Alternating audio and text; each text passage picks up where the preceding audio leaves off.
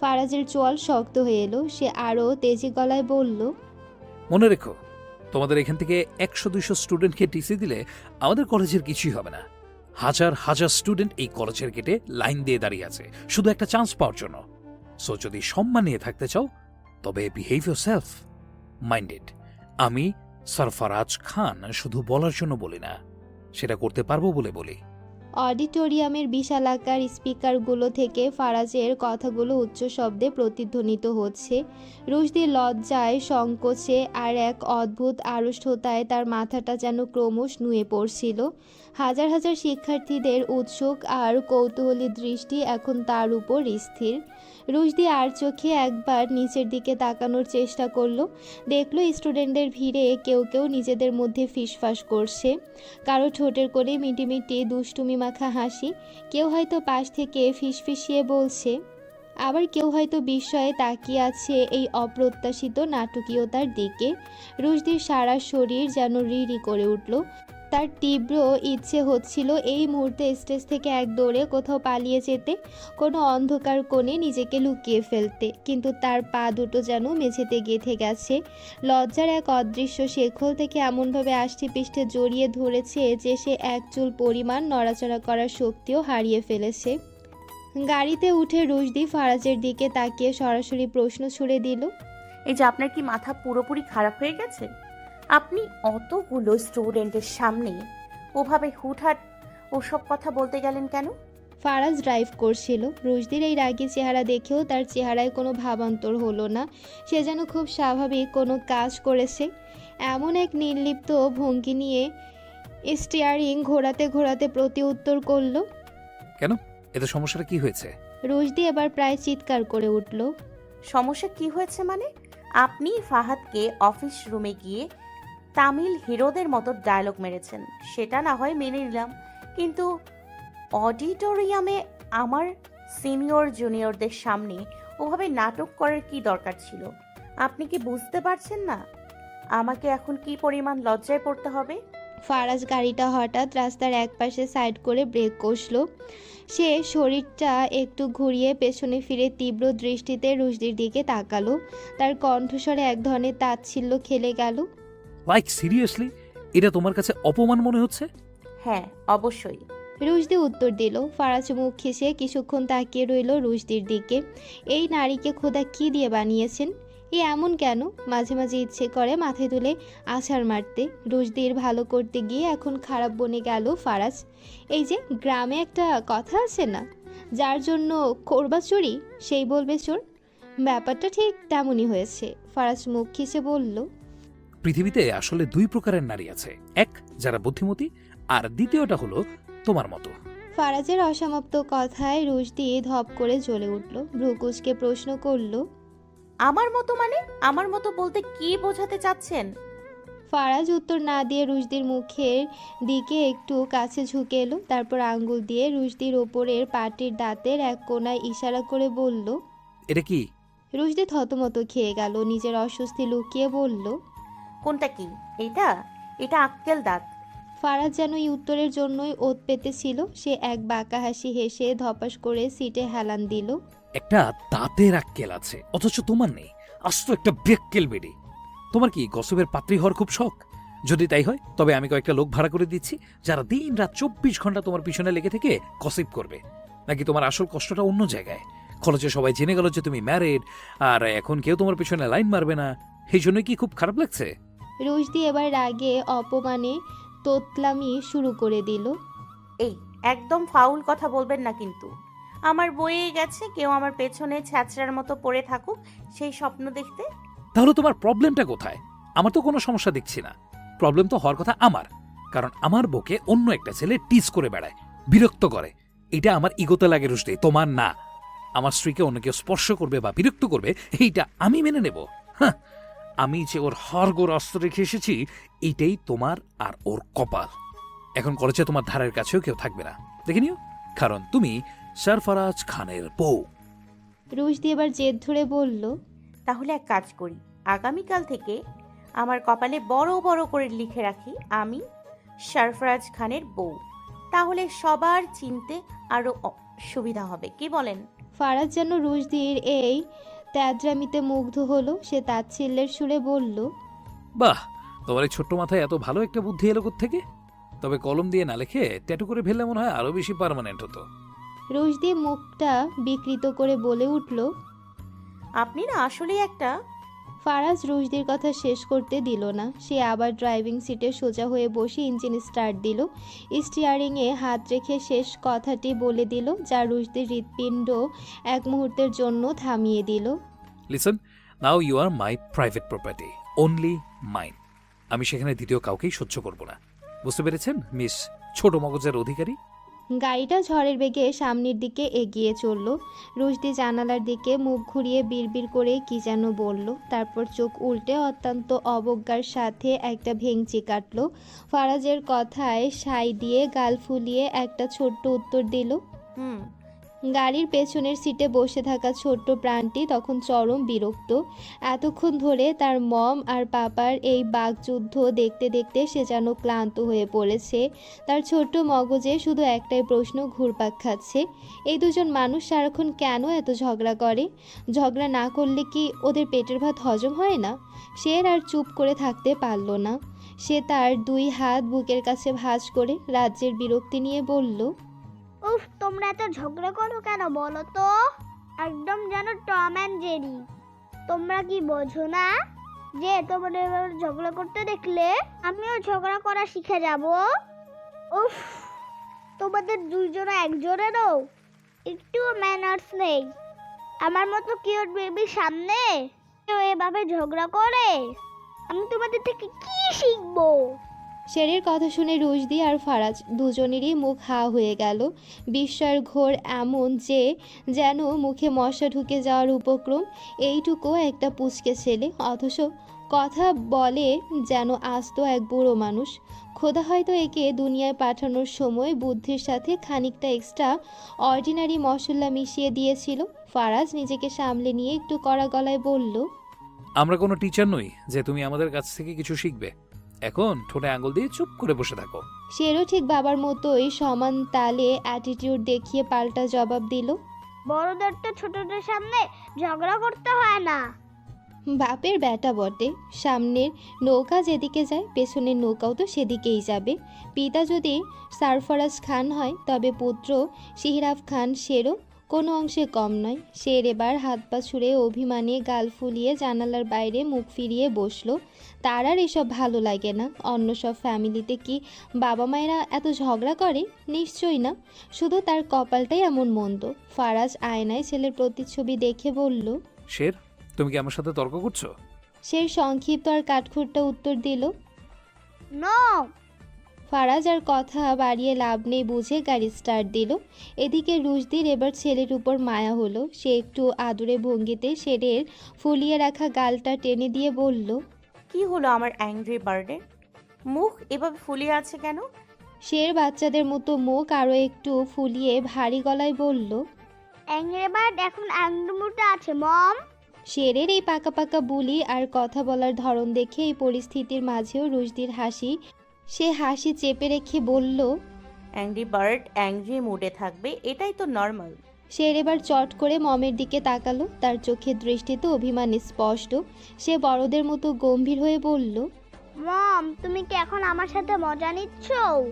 রুশদি এবার আর হাসি সামলাতে পারল না। রুশদি দ্রুত নিজের ভঙ্গি সামলে নিয়ে ঠোঁটে হাসি চেপে ধরল। বড় বড় চোখ করে শেরের দিকে তাকিয়ে অত্যন্ত নিরীহভাবে বলল, নো নো নেভার। আমি তোমার সাথে মজা কেন নিব? আমি কি অমন কাজ করতে পারি বলো তো? আমি তো একদম ইনোসেন্ট পাবলিক। রুশদির এই ইনোসেন্ট দাবি করা মাত্রই স্টিয়ারিংয়ে হাত রাখা ফারাজ এক মুহূর্ত দেরি না করে টিপ্পনি কাটল। সামনের রাস্তায় নজর রেখে সে তাচ্ছিল্যের সুরে বলে উঠল, তোমার থেকে আজরাইল বেশি ইনোসেন্ট। বিছানায় উপর হয়ে শুয়ে আনমনে ফোনের স্ক্রিনে আঙ্গুল বোলাচ্ছিল তিথি। ঘরে মাথার উপর সিলিং ফ্যানের একটানা গটগট শব্দ হচ্ছে। শব্দটা তার মেজাজ বিগড়ে দিতে সক্ষম। হঠাৎই নোটিফিকেশনের মৃদু শব্দে স্ক্রিনটা জ্বলে উঠল। স্ক্রিনে ভেসে উঠল একটি মেসেজ। হ্যালো বিয়ানসাব। তিথি ভ্রুকুচকে মেসেজটি খুলল। মুহূর্তকাল দেরি না করে কিবোর্ডে আঙ্গুল চালালো সে। জি বলুন। ওপাশ থেকে তড়িৎ উত্তর এলো। কষ্ট পেলেন নাকি? তিথি খানিকটা ভাব নিয়ে লিখল, কষ্ট পাবো কেন? আমি আজকে আসলাম না বলে? আপনি নিশ্চয়ই আমার পথ চেয়ে বসেছিলেন। ওপাশের মানুষটির আত্মবিশ্বাস দেখে তিথির ঠোঁটের কোণে বাঁকা হাসির রেখা ফুটে উঠল। সে পাল্টা লিখল, আমার কি খেয়ে দিয়ে কোনো কাজ নেই? আমি কেন আপনার জন্য অপেক্ষা করতে যাব? জানি এই কথাগুলো রেখে বলছেন। থাক, এত রাগ করা ভালো না। সামনের দিন পাক্কা আসবো। আজকে তোমার ভাইয়া কলেজে গিয়েছিল, তাই আর সাহস হয়নি। কথাটা পড়ে তিথির হাসি আটকে রাখা দায় হয়ে পড়ল। শব্দ করে হেসে ফেলে সে লিখল, ওমা, এই আপনার পীড়িতের তোর! ভাইয়া কলেজে গিয়েছে শুনে আপনার সব সাহস উড়ে গেল? হ্যাঁ। শান রসিকতা করে জানালো, আরে বাবা, ভাইয়া যদি দেখে আমি তো শালির সাথে টাঙ্কি মারছে, তবে তো আমার সানডে মানডে ক্লোজ করে দেবে। দম ফুরিয়ে গেল বুঝি? আচ্ছা, কেমন হয় যদি ভাইয়াকে আমাদের এই চ্যাটের স্ক্রিনশটগুলো পাঠিয়ে দিই? ভাইয়া আপনাকে একটু আদর করুক, কি বলে? উজানের উত্তর এলো তক্ষুনি। পাঠাও, তবে 7 দিন পর। 7 দিন আগে কেন নয়? তিথির কৌতূহলী প্রশ্ন। শানের জবাব এলো, ভাইয়াকে দিয়ে আমার একটা জরুরি কাজ করাতে হবে। কাজটা মিটে গেলে আমার রাস্তা পরিষ্কার। তখন তুমি ভাইয়াকে যাই বলো না কেন, আমার কিচ্ছু হবে না।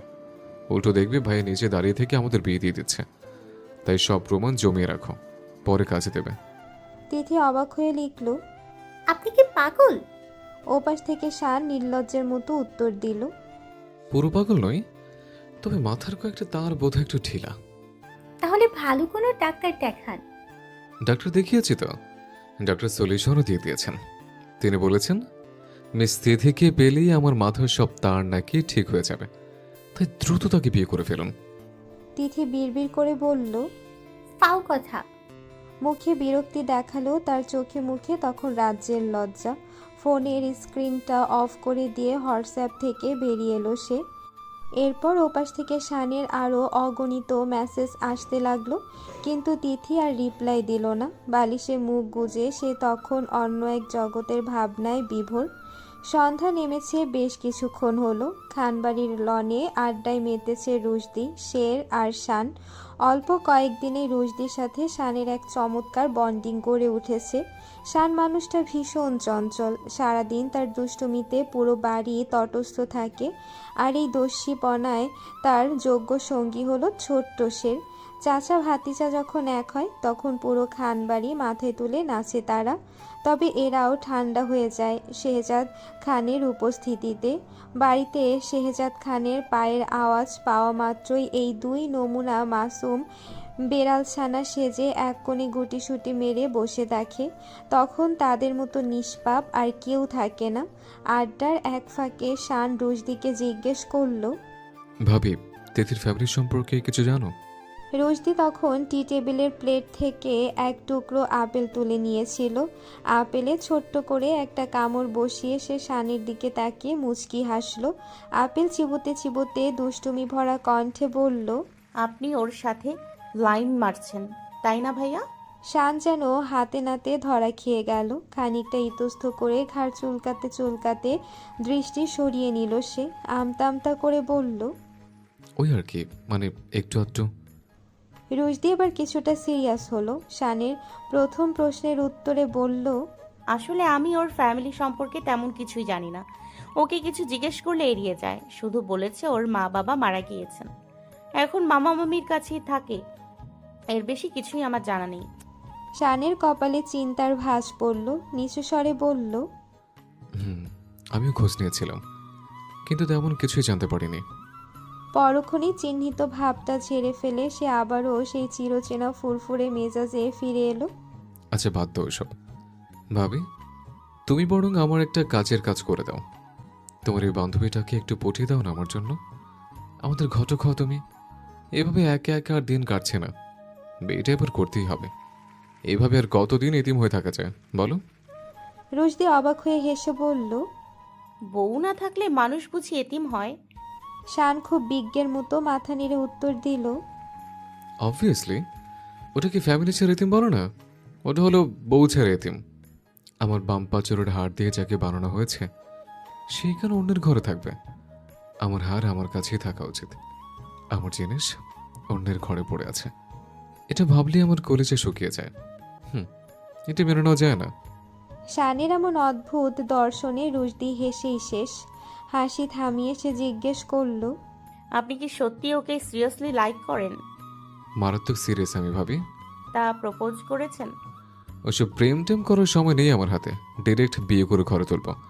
এখন তুমি শুধু ভাইয়াকে বুঝিয়ে রাজি করো। রুশদি চোখ বড় বড় করে বলল, কি বলেন? আপনার ভাইয়া আমার কথাই শোনে না, আবার আমাকে পাঠাচ্ছেন ওনার কাছে আপনার সাফাই গাইতে? শোনো ভাবি, আমাদের এই বংশের সবচেয়ে তেরা হলো ভাইয়া। তাকে ম্যানেজ করা আমার মতো বান্দার কম্য নয়। কিন্তু তুমি পড়বে, দুনিয়ার পুরুষ আর কারো কথা না শুনলেও ঘরের নারীর কথা ঠিকই শোনে। শুরুতে একটু তেরামো করলেও দেখবে ঠিকই মেনে নিয়েছে। প্লিজ এই কাজটা করে দাও। আমাকে একবার সিঙ্গেল থেকে মিঙ্গল করে দিতে পারলে তোমার জন্য একটা গিফট আছে। রুশদি ঠোঁট উল্টে ভাব দেখালো। এমনিতেই আমি এই ঝামেলার মাঝে যেতাম না। আপনার ভাইয়ার কাছে ওকালতি করতে গিয়ে শেষে ঝগড়া বাঁধবে। কিন্তু সমস্যা হলো গিফট আমার বড্ড প্রিয়। যেহেতু গিফটের টোপ দিয়ে দিয়েছেন, তখন কাজটা না করলে আমার মনের ভেতর উসখুস থেকেই যাবে। তাদের দুই বড় মানুষের মাঝখানে বসে এতক্ষণ বেশ মন দিয়ে কথা শুনছিল ছোট্ট শের। এতক্ষণ চুপ থাকলো, এখন সে বড়দের মতো করে বলল, কি মম, তুমি চাচুর কাছ থেকে ঘুষ নিচ্ছ? তুমি জানো না ঘুষ নেওয়া কত খারাপ কাজ? এই হচ্ছে পিচ্চি মানুষের কাজ, তারা যেটুকু বোঝে সেটুকুই। শান চট করে ব্যাপারটা সামলে নিয়ে বলল, শের, এটাকে ঘুষ বলে না, এটাকে গিফট বলে। শের বড়দের মতো বিজ্ঞের ভঙ্গিতে মাথা দোলালো। I know that. ঘুষের ডিজিটাল ফর্ম হচ্ছে গিফট চাচু, আর ঘুষ নেওয়া একদম হারাম। আমি এখনই পাপাকে গিয়ে বলে দিব যে শান চাচু মমকে ঘুষ দিয়েছে। রুশদি শেরের কাঁধে হাত রেখে ফিসফিস করে বলল, 2 নাম্বার কাজে ঘুষ নেওয়া হারাম শের, কিন্তু এসব 1 নম্বর সৎ কাজে একটু ঘুষ নেওয়া যেতেই পারে। এক কাজ করো, তুমি যদি এই ব্যাপারটা একদম সিক্রেট রাখো, তবে তোমাকে 1 বক্স দুবাই চকলেট কিনে দিব। দুবাই চকলেটের নাম শুনতে শেরের চোখের মনি চকচক করে উঠল। চকলেটের লোভে এসব ঘুষের কথা তার মাথা থেকে উড়ে গেল। খুশিতে গদগদ হয়ে সে বলল, ওকে ডান, তাহলে আমি এটা সিক্রেট রাখবো, কাউকে কিচ্ছু বলবো না। শান আর চোখে শেরের দিকে তাকিয়ে মনে মনে হাসলো। বাচ্চাদের এটাই সমস্যা, নিজেদের স্বার্থের কাছে সব নীতিবাক্য নিমেষেই হাওয়া। সে শেরের গাল টেনে দিয়ে বলল, এখন যে তুমি নিজে ঘুষ নিচ্ছ, সে ব্যাপারে কি মত তোমার মিস্টার শের? শের দাঁত বের করে একগাল হেসে বলল, এটা ঘুষ নয় চাচু, এটাকে ট্রিট বলে। তুমি এটাও জানো না? ওরে আমার পাকনা বুড়ো রে। শানের এই মন্তব্যের সাথে সাথেই তিনজনে অট্টহাসিতে ফেটে পড়ল। 32 পাটির দাঁত বের করে হাসতে লাগলো তারা। শেহজাদ খানের বিশাল কক্ষটিতে বিছানার উপর বসে আছেন শেহজাদ খান। তার সামনে অপরাধীর মতো মাথা নুয়ে দাঁড়িয়ে আছে শান। ফারাজ পাশের সোফায় বসে আছে। রুমে কেবল তারা তিনজনই উপস্থিত। শেহজাদ খানের চোয়াল শক্ত, কপালে চিন্তার ভাঁজ। আজ শানের বিশ্ববিদ্যালয়ের ফলাফল প্রকাশিত হয়েছে, আর সেখানে সে শেহজাদ খানের মুখ উজ্জ্বল করতে সগৌরবে এক মস্ত বড় ডাব্বা মেরে বসে আছে। অর্থাৎ ফলাফল বিপর্যয়।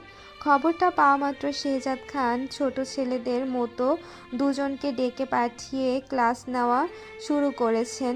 শানের অপরাধের ভাগিদার হিসেবে বেচারা ফারাজকেও শুনতে হচ্ছে কড়া সব কথা। শেহজাদ খান গম্ভীর কণ্ঠে গর্জে উঠলেন, তোমার সমস্যাটা ঠিক কোথায় শান? নিজের ক্যারিয়ার নিয়ে তুমি একটুও সিরিয়াস নও কেন? এভাবে চলতে ভবিষ্যতে তুমি কি হবে? নিজের হাতে নিজের ভবিষ্যৎটাকে ধ্বংস করছো তুমি। দেশের আজেবাজে কাজে জড়িয়ে পড়েছিলে দেখে তোমাকে বাইরে পাঠালাম পড়াশোনার জন্য, অথচ তুমি সেখানেও ডাব্বা মারলে। একজন মন্ত্রীর ছেলে পরীক্ষায় ফেল করে, এটা জানাজানি হলে আমি মানুষের সামনে মুখ দেখাবো কিভাবে? আসলে তুমি চাওটা কি? সারা জীবন আমার ঘাড়ের ওপর বসে খাওয়ার ইচ্ছে আছে তোমার? শোনো শান, আমি আমৃত্যু তোমাকে বসিয়ে বসিয়ে খাওয়াবো না। এই বেকার বোঝা আমি আর টানতে পারবো না। দীর্ঘ সময় ধরে চলা এই তর্জন গর্জনের পরও শানের চেহারায় অনুতাপের কোনো রেশ দেখা গেল না, বরং ড্যাড প্রতিটা কথা সে এক কান দিয়ে ঢুকিয়ে অতি অবলীলায় অন্য কান দিয়ে বের করে দিচ্ছিল। শানের কাছে এসব যেন রোজকার পাণ্ডুলিপি। উল্টো অবোধ শিশুদের মতো গাল ফুলিয়ে সে বেশ রসিয়ে উত্তর দিল, ভাই, এনি চান্স তুমি কি আমাকে খোটা দিচ্ছ ড্যাড? ঠিক আছে, খেলাম না তোমারটা। আজ থেকে আমি ভাইয়ের টাকায় খাবো। ছেলের এমন নির্লজ্জ উত্তরে শেহজাদ খান ক্ষণিকের জন্য মেজাজ হারালেন। মন্ত্রী মানুষ হিসেবে কথায় কথায় মেজাজ গরম হলেও নিজেকে কিভাবে সংবরণ করতে হয় সেই শিল্প তার বেশ জানা। কিছুক্ষণ অগ্নিদৃষ্টিতে শানের দিকে তাকিয়ে থেকে তিনি উপহাসের সুরে বললেন, তোমার ভাইয়া নিজেও তো আমার টাকাতেই খায়। এতক্ষণ ফারাজ চুপচাপ হজম করছিল সব, কিন্তু ড্যাডের খোঁটা তার গায়ে লাগলো না। ড্যাড তাকে এভাবে অপমান করতে পারে না, তারও একটা প্র্যাকটিস বলতে কিছু আছে। অভিমানে চট করে সোফা ছেড়ে উঠে দাঁড়ালো সে, তেড়ে ফুঁড়ে বলল, তুমি কি আমাকেও খোটা দিচ্ছ ড্যাড? মাত্র তো 3 মাস হলো তোমার টাকায় খাচ্ছে। ঠিক আছে, আমিও খেলাম না তোমারটা। এখন থেকে আমি আম্মির হোটেলে খাবো। শান, তুইও। শান যেন মেঘনা চাইতে বৃষ্টি পেল। ফারাজের কথায় তাল মিলিয়ে সে বলল, একদম ঠিক বলেছো ভাইয়া, ড্যাডের হোটেলে আর খাওয়া যাবে না। দেখেছো তো, খাই আবার কেমন খোটা দেয়। তার চেয়ে আম্মির হোটেলে সেরা। ভাইয়া, তুমি এগিয়ে চলো, আমি আছি তোমার পিছে। ছেলের মুখে এমন তরবরানি শুনে শেহজাদ খান এবার সিংহের মতো গর্জে উঠলেন, চুপ, একদম চুপ। তোমাদের কি মনে হয় আমি এখানে তোমাদের সাথে তামাশা করতে বসেছি? আমার মূল্যবান সময় কি আমি তোমাদের সাথে জোকস করার জন্য অপচয় করছি? তোমরা দুই ভাইই একরকম, কোনো কাণ্ডজ্ঞান নেই, কাণ্ডজ্ঞানহীন সব কাজকর্ম। একজন 3 মাস ধরে নিজের লাইসেন্স ক্যান্সেল করে বসে আছে, আর অন্যজনের পড়াশোনার কোনো নামগন্ধই নেই। তোমরা আসলে জীবনে চাওটা কি? একটু দম নিয়ে তিনি আবার বললেন, পরিষ্কার বলে দিচ্ছি, হয় জীবনে বড় কিছু হয়ে দেখাও, নয়তো আমার বেরি থেকে বের হয়ে যাও। আমি সারা জীবন তোমাদেরকে খাইয়ে পরিয়ে এমন লস প্রজেক্ট বুঝতে পারবো না। কিছু হতে পারলে এই মুহূর্তে পথ দেখতে পারো। বাবারই করা হুঁশিয়ারিতেও শানের ভাবের কোনো পরিবর্তন নেই। সে উল্টো বলল, বাড়িটা কিন্তু তোমার একার নয় ড্যাড, এটা দাদুর বাড়ি ছিল। তুমি চাইলে আমাদের বের করে দিতে পারো না।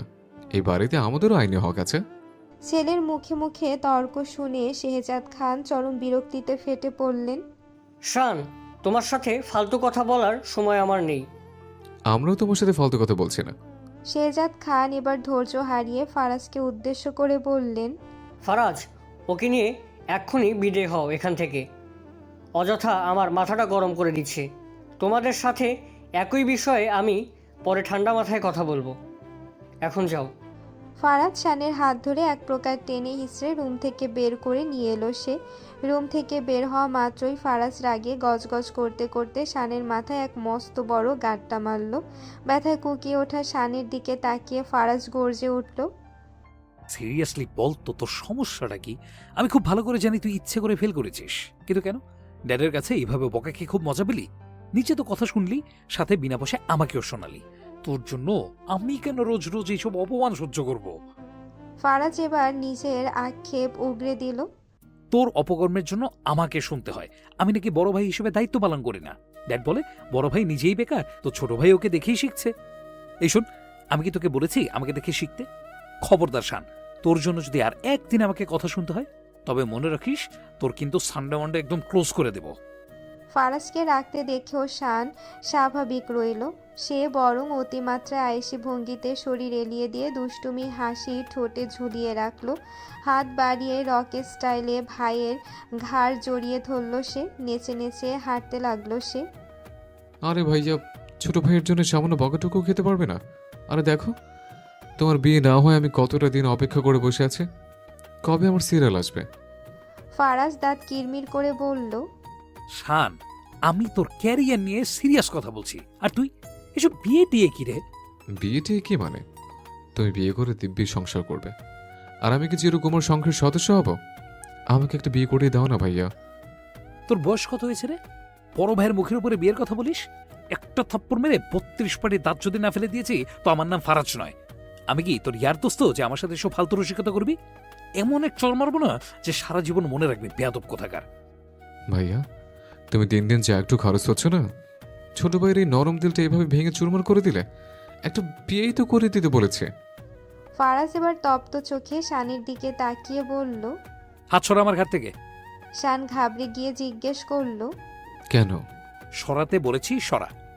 ফারাজের কণ্ঠের কাঠিন্য। শান চট করে হাত সরিয়ে নিল।